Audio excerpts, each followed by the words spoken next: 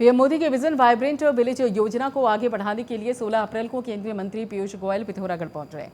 BJP प्रदेश प्रवक्ता सुरेश जोशी ने जानकारी देते हुए बताया कि इस दौरान वे सीमांत क्षेत्र में विकास योजनाओं का सर्वेक्षण कर गूंजी गांव में रात्रि प्रवास करेंगे। उन्होंने कैलाश मानसरोवर के लिए 17 दिन की पैदल यात्रा को मात्र आधा किलोमीटर की यात्रा में बदलने के लिए पीएम मोदी का भी धन्यवाद दिया।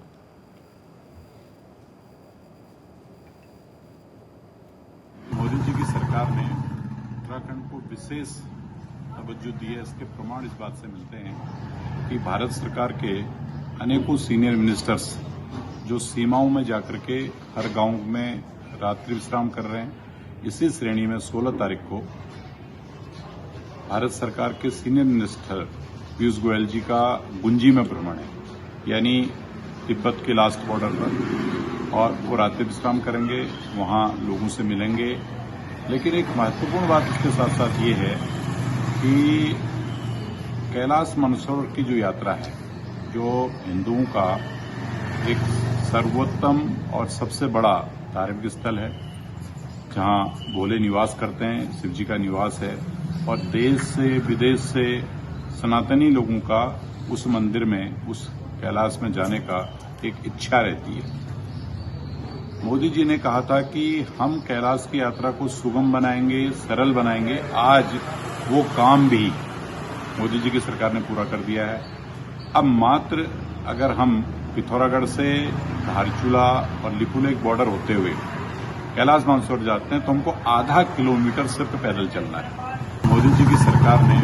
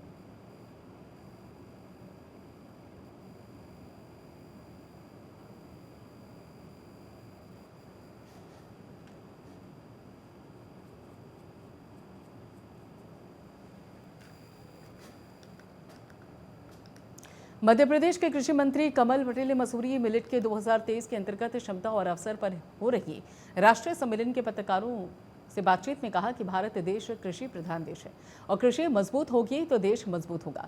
पीएम मोदी ने आत्मनिर्भर भारत का संकल्प लिया और उसको देश के किसान ही पूरा करेंगे। उन्होंने कहा कि देश के 70% लोग गांव में रहकर खेती करते हैं। उन्होंने कांग्रेस पर हमला बोलते हुए कहा कि आज़ादी के 70 वर्ष पूरे होने पर कांग्रेस की सरकार ने खेती को घाटे का धंधा बना दिया है और देश के किसानों की 2 गुना आय किए जाने का संकल्प को पूरा किया जा रहा है। उन्होंने कहा कि किसान एमएसपी न्यूनतम समर्थन मूल्य की बात कर रही हैं, लेकिन पीएम मोदी किसानों को एमएसपी वाले नहीं बल्कि एमआरपी वाला बनाने की कोशिश कर रहे हैं। ये हमारा देश कृषि प्रधान देश है। कृषि इस देश की रीढ़ है। रीढ़ मजबूत होगी तो देश मजबूत होगा, और इसलिए प्रधानमंत्री नरेंद्र मोदी जी ने आत्मनिर्भर भारत का जो संकल्प लिया है वो हमारे किसान ही उसको पूरा करेंगे, क्योंकि 70% लोग गांव में रहते हैं, खेती पर आधारित है। लेकिन आज़ादी के इन 75 वर्ष में कांग्रेस की गलत नीतियों के कारण खेती घाटे का धंधा थी। वो प्रधानमंत्री नरेंद्र मोदी जी के नेतृत्व में अब खेती घाटे की धंधे के बजाय लाभ का धंधा बन रही है, और 2 गुना आय करने का जो संकल्प लिया था उसमें कुछ हद तक हम सफल हुए हैं। किसान एमएसपी की बात चलती है, न्यूनतम समर्थन मूल्य, लेकिन प्रधानमंत्री नरेंद्र मोदी जी के नेतृत्व में भारतीय जनता पार्टी की सरकार, राज्य सरकार है, किसान को एमएसपी वाला नहीं एमआरपी वाला हम बना रहे हैं।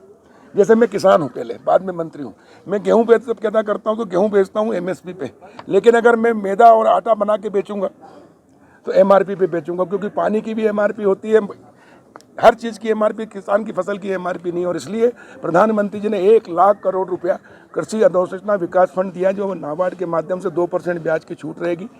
40% सब्सिडी जो उद्योगों को, शहर के लोगों को मिलती थी, वो किसानों को मिलेगी। 10,000 कृषि उत्पादक समूह बनेंगे और उनके माध्यम से उसमें 300 मिनिमम एक समूह में किसान रहेगा, मैक्सिमम जितना चाहे रह सकता है। और वो समूह में रहकर प्राकृतिक खेती, गाय भी पालेगा, गोबर से खाद, गोमूत्र से दवाई, ताकि हमारा शुद्ध अनाज हो। क्योंकि कोरोना के बाद पूरी दुनिया को डिमांड है, स्वास्थ्य के प्रति चिंता है, शुद्ध अनाज चाहिए, और वो शुद्ध अनाज दुनिया को पूर्ति कर सकता है भारत। चारधाम यात्रा को लेकर सभी संबंधित विभाग अपने स्तर पर तैयारियों में जुटे हुए हैं। वहीं पर पशुपालन मंत्री सौरभ बहुगुणा ने जानकारी देते हुए बताया कि पिछली बार जिस तरह से केदारनाथ धाम में घोड़े खच्चरों की व्यवस्था के अभाव में हो रही मृत्यु के प्रकरण को संज्ञान में रखते हुए इस बार बेहतर व्यवस्थाएं की गई हैं, जिसमें मुख्य रूप से गौरीकुंड से लेकर केदारनाथ धाम तक 18 पर गर्म पानी का जो चुनिया है वो भी बनाई जाएगी। खच्चरों को विश्राम करने के लिए सेंट बनाए जाएंगे और खच्चरों के स्वास्थ्य परीक्षण के लिए भी पिछली बार एक डॉक्टर, एक फार्मासिस्ट तैनात था, जबकि इस बार 10 डॉक्टर्स की टीम तैनात की गई है। और इसके अतिरिक्त अन्य सभी व्यवस्थाओं के लिए पशुपालन मंत्री का कहना है कि वो स्वयं की बैठक कर यात्रा व्यवस्थाओं का जायजा ले चुके हैं और स्थलीय निरीक्षण भी कर चुके हैं।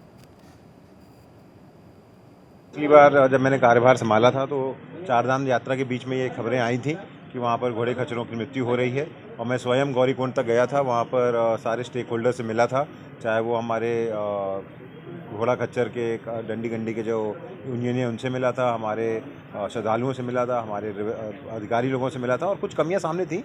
वहाँ पर गर्म पानी की व्यवस्था नहीं थी, उनको पौष्टिक आहार नहीं मिल रहा था, आराम करने की वहाँ पर कोई व्यवस्था नहीं थी।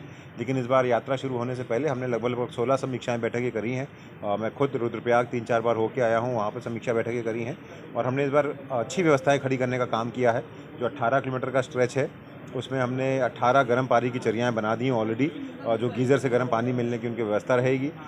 एक पहली बार गौरीकुंड में लगभग 1500 से 2000 घोड़ों को आराम करने के लिए एक शेड बनाया गया है, ताकि उनको आराम करने की व्यवस्था हो सके। पिछली बार वहाँ पे सिर्फ 2 डॉक्टर 2 एलईओ थे, इस बार हमने वहाँ पे 10 डॉक्टर 10 एलईओ अपॉइंट करने का काम किया है। पिछली बार आपको पता है कि रजिस्ट्रेशन जो था वो आखिरी मिनट शुरू हुए, तो चाहे कमज़ोर घोड़ा था चाहे बीमार घोड़ा था, सबका रजिस्ट्रेशन कर दिया गया। लेकिन इस बार हमने एक व्यवस्था बनाई कि 15 मार्च से हर उस गांव में जहां पर घोड़े खच्चर मालिक हैं वहां पे पशुपालन विभाग और हमारे सीवीओ छोटे छोटे कैंप लगाएंगे, उनका रजिस्ट्रेशन शुरू करेंगे। अभी तक लगभग हम 3800 घोड़ों का रजिस्ट्रेशन कर चुके हैं। उत्तराखंड सरकार का नशा मुक्ति केंद्रों के लिए अलग से नीति बनानी जा रही है। बताया जा रहा है कि प्रदेश सरकार जल्द ही उत्तराखंड मानसिक स्वास्थ्य नीति बनाने जा रही है, जिसका प्रस्ताव कैबिनेट में लाया जाएगा। और बीजेपी प्रदेश प्रवक्ता वीरेंद्र बिष्ट का कहना है कि कई तरह की शिकायतें नशा मुक्ति केंद्रों को लेकर मिलती हैं और ऐसे में सरकार जल्द ही नई नीति बनाने जा रही है। और उनका कहना है कि सही तरीके से नशा मुक्ति केंद्रों का संचालन हो सके। साथ ही उन्होंने कहा कि उत्तराखंड सरकार ने 2025 तक उत्तराखंड को ड्रग फ्री राज्य बनाने का संकल्प लिया था और ऐसे में प्रदेश सरकार बड़ा कदम उठाने जा रही है। देखिए, उत्तराखंड राज्य में जो नशा मुक्ति केंद्र है, निश्चित रूप से उनके शिकायतें मिल रही हैं और वहाँ जो है जो बच्चे जा रहे हैं जिनको नशा छुड़ाना है, उनके साथ जो घटनाएं हो रही हैं और जो अत्याचार की घटनाएं सामने आ रही हैं, ये निश्चित रूप से दुखद भी हैं। सरकार इसको कठोरता से ले रही है, सरकार ने इसका संज्ञान लिया है। ऐसे लोगों को चिन्हित भी किया जा रहा है और उनके खिलाफ कार्रवाई हो रही है। इवन उनके जो नशा मुक्ति केंद्र है उनको सीज भी किया जाएगा। उनको बंद करने का भी सरकार सोच रही है कि जहां इस तरीके से अत्याचार हो रहे हैं, नशा मुक्ति केंद्र के नाम पर गलत तरीके से उनको ट्रीट किया जा रहा है। और सरकार इसके लिए एक नई नीति लेकर आने वाली है, नया अध्यादेश जारी करने वाली है, जिससे राज्य भर में नशे से संबंधित जो लोग हैं उनके सही रूप से देखरेख हो सके और वो नशे की तरफ ना जा पाए, उसको रोकने के लिए सरकार कारगर कदम कर रही है।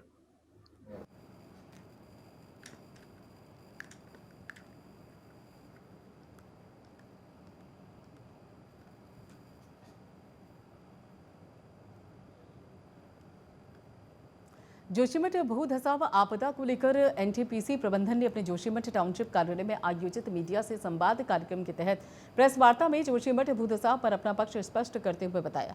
एनटीपीसी का कार्य विगत 5 जनवरी से ठप पड़ा है और जिसके चलते एनटीपीसी को भारी नुकसान हुआ।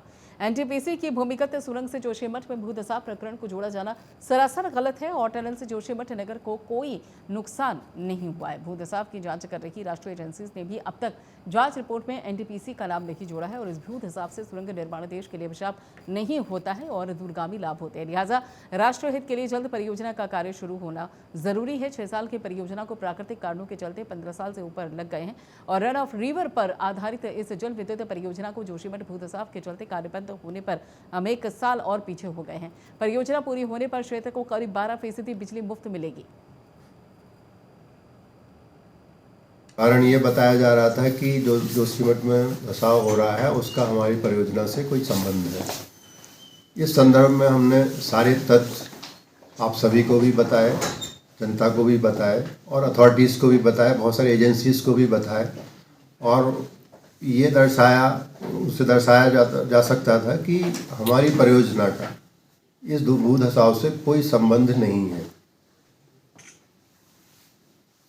हमारा जो परियोजना है, अगर इसको हम 1 दिन के लिए भी बंद कर देते हैं तो आप ये अंदाज लगा सकते हैं कि कितना भारी नुकसान है, क्योंकि 6,000 करोड़ रुपए हम ऑलरेडी इसमें कैपिटल इन्वेस्ट कर चुके हैं और इस बंद होने से कॉन्ट्रैक्टर्स को भी बहुत सारी समस्याएं शुरू हो गई हैं और जो यहाँ पर जो एक कर्मचारियों का, वर्कर्स का जो जीविका चल रही थी वो अचानक बंद हो गई।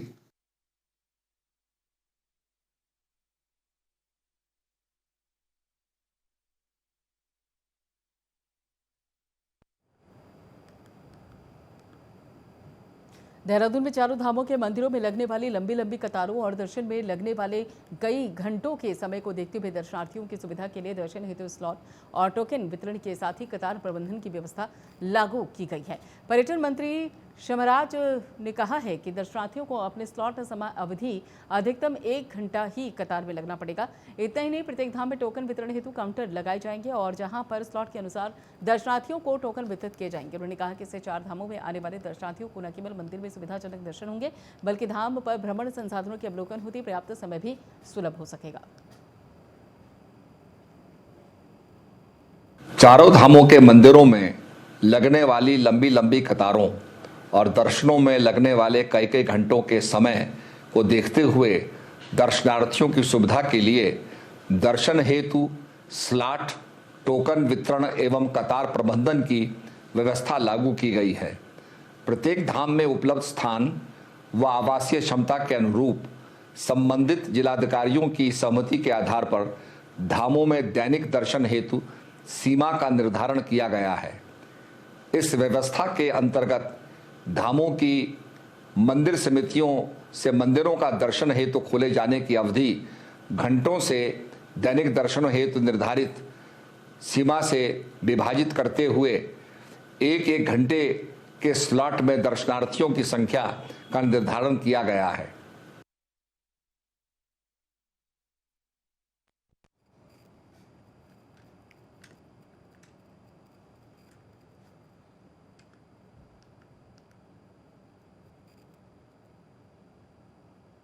रुड़की कॉलेज ऑफ इंजीनियरिंग ने 10वां वार्षिक उत्सव समारोह बड़ी धूमधाम से बनाया और जिसमें छात्रों के साथ साथ कई सामाजिक और राजनीतिक लोगों ने भी भाग लिया।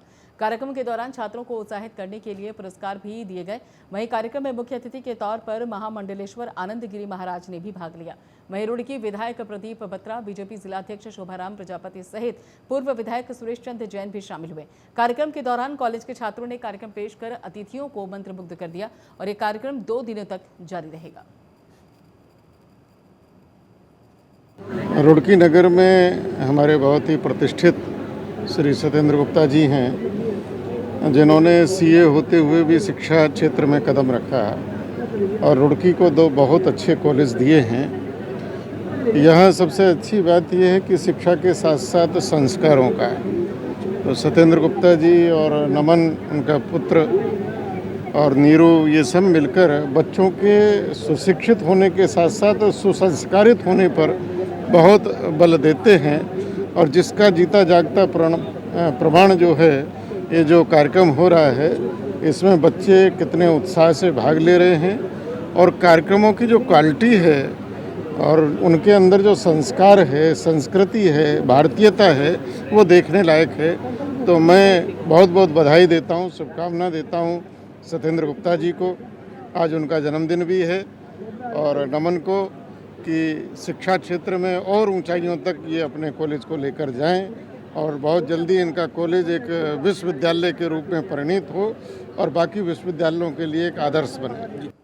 उधर मसूरी में लगातार व्याप्त अव्यवस्थाओं को लेकर मसूरी एसडीएम नंदन कुमार ने नगर पालिका सभागार में संबंधित अधिकारियों के साथ बैठक की और उन्हें सभी व्यवस्थाओं को जल्द दुरुस्त करने के निर्देश दिए। मसूरी कोतवाल दिग्पाल सिंह कोहली ने जनप्रतिनिधियों से आग्रह किया कि वो वोटों की राजनीति न करें और सड़क किनारे हो रहे अतिक्रमण को हटाने में पुलिस और प्रशासन का सहयोग करें।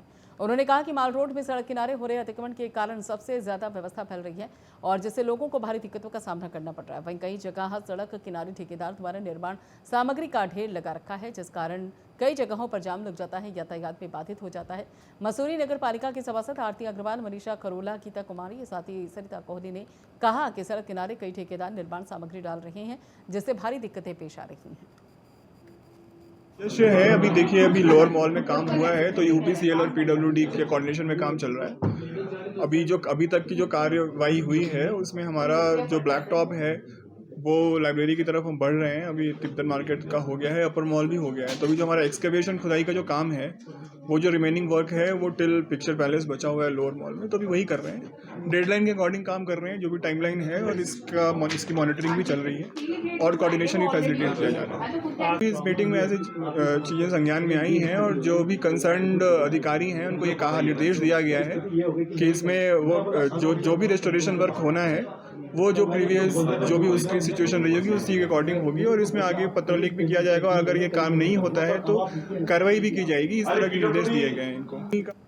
और अगली खबर रुद्रपुर से है, जहां पर कमिश्नर दीपक रावत ने कलेक्ट्रेट परिसर में स्थित तहसीलदार कार्यालय में अचानक से छापा मारा। उन्होंने बाहर बैठे फरियादियों से पूछताछ की और उनकी समस्याएं जानी और इस बीच डीएम और अन्य अधिकारियों को पता लगने पर अफसर दौड़े दौड़े तहसीलदार कार्यालय पहुंचे। कमिश्नर ने तमाम पत्रावली को देखा और लंबित पत्रावलियों पर नाराजगी जताते हुए स्पष्टीकरण मांगा। जिम्मेदार कार्यालय कर्मचारियों को एडवर्स एंट्री देने की भी उन्होंने निर्देश दिए और कमिश्नर की इस कार्रवाई से हड़कंप मच गया है। कमिश्नर ने कई बार तहसीलदार नीतू डांगर को चेतावनी दी और कार्यशैली पर नाराजगी जताई। कमिश्नर ने कहा कि इस तरह से तो काम नहीं चलेगा। फरियादियों की नोट शीट न बनने पर भी कमिश्नर ने नाराजगी जताई और फाइल्स पर तहसीलदार के हस्ताक्षर न होने पर भी उन्होंने नाराजगी व्यक्त की। तहसील रुद्रपुर है, इसका औचक निरीक्षण किया गया और इसमें बहुत सी चीज़ें मुझे ऐसी लगी जिसमें बहुत ज़्यादा सुधार की आवश्यकता है। एक तो जो बहुत पुराने मामले तहसील में लंबित हैं कोर्ट डेट्स के, उनको नियमित रूप से डेट्स नहीं मिल रही हैं। जब डेट्स मिल भी रही हैं तो उसमें आगे कार्रवाई नहीं हो रही है। बहुत सी जगहों पे तहसीलदार के सिग्नेचर्स भी मौजूद नहीं हैं। सिमिलरली जो 143 के मामले हैं उसमें जो मूवमेंट होता है फाइलों का, कब जा रही हैं ऊपर, कब लौट रही हैं, कोई जवाबदेही नहीं है। कुछ फाइल्स में किसी की हैंडराइटिंग मिली है जिसका कोई बता ही नहीं रहा कि हैंडराइटिंग आखिर है किसकी, जो कि बड़ा सीरियस मसला है। सरकारी फाइलें हैं, इसमें कोई भी हैंडराइटिंग अपनी लिख दे, इसके लिए जांच करवाई जा रही है और इसमें जो संबंधित है उनका दायित्व भी तय किया जाएगा, जिम्मेदारी तय की जाएगी और अगर दोषी पाए गए तो दंडित भी किया जाएगा। कुछ एक फाइल्स ऐसी मिली हैं जिनमें कोई तारीख नहीं है। अब तारीख नहीं होने से कई सारी इसमें मैल प्रैक्टिसेस भी जन्म लेती हैं। भाई कब आवेदन किया, कब रिपोर्ट आई, जिम्मेदारी तभी तय होती है और ट्रांसपेरेंसी भी रहती है। उसमें भी तहसीलदार का स्पष्टीकरण मांगा जा रहा है कि अनडेटेड फाइलें इस तरीके से क्यों चल रही हैं। और सिमिलरली कुछ फाइलें ऐसी हैं जिनमें आदेश भी हो चुका है, रिपोर्ट भी आ चुकी है, लेकिन सिग्नेचर नहीं हो रहा, जो कि एक गंभीर मसला है। सब कुछ हो चुका है, 143 में रिपोर्ट पॉजिटिव आ चुकी है, उसके बाद अननेसेसरी उस पर दोबारा नहीं होना चाहिए। मैंने माननीय मुख्यमंत्री जी के स्पष्ट निर्देश हैं, एक तो पेंडेंसी नहीं होनी चाहिए, काम को सरल करना है, ना कि और मुश्किल बनाना है। रिपोर्ट एक बार आ गई है कि संस्तुति है, उसको हम दोबारा लौटा रहे हैं तो हम आसान काम को भी कठिन बना रहे हैं। उधर चारों धामों के मंदिरों में लगने वाली लंबी लंबी कतारों और दर्शन में लगने वाले कई घंटों के समय को देखते हुए श्रद्धालुओं की सुविधा के लिए दर्शन हेतु स्लॉट, टोकन वितरण और कतार प्रबंधन की व्यवस्था लागू की गई है। पर्यटन मंत्री सतपाल महाराज ने कहा कि चारों धामों में लगने वाली लंबी लंबी कतारों और दर्शन में लगने वाले कई घंटों के समय को देखते हुए स्लॉट, टोकन और कतार प्रबंधन की व्यवस्था लागू की गई। प्रत्येक धाम में उपलब्ध स्थान और आवासीय क्षमता के अनुरूप संबंधित जिलाधिकारियों की सहमति के आधार पर धामों में दैनिक दर्शन हेतु सीमा का निर्धारण किया गया है।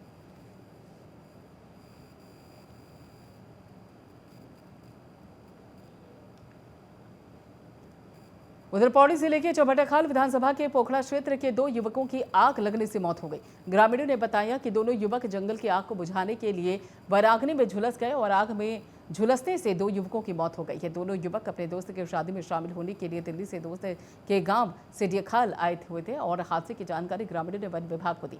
वहीं इस घटना पर पूर्व ब्लॉक प्रमुख पोखड़ा सुरेंद्र रावत ने अपनी गहरी संवेदना व्यक्त की है, जबकि पूर्व मुख्यमंत्री हरीश रावत ने भी ट्वीट करके हादसे की जानकारी देते हुए अपनी संवेदनाएं व्यक्त की। वहीं इस घटना की मजिस्ट्रेट जांच भी कराई जा रही है और कैबिनेट मंत्री सतपाल महाराज ने उनकी विधानसभा चौबटाखाल में हुए इस हादसे में जान गंवा चुके दोनों युवकों के प्रति अपनी संवेदनाएं व्यक्त की। मेरी विधानसभा क्षेत्र चौबटाखाल तहसील के कुंडली गांव के जंगल में लगी आग बुझाने के दौरान हुए हादसे से मैं व्यक्तिगत रूप से बेहद दुखी हूं। इस हृदय विदारक घटना में कुंडली गांव निवासी कुलदीप कुमार और सिडियाखाल निवासी विकास सिंह की आग बुझाने के दौरान बुरी तरह झुलसने से मृत्यु हो गई है। मुख्य वन संरक्षक गढ़वाल और एसडीएम चौबटाखाल को घटना की जांच के आदेश। चलिए उत्तराखंड प्राइम में फिलहाल लेते हैं। बाकी खबरों के लिए आप जुड़े रहिए प्राइम न्यूज के साथ।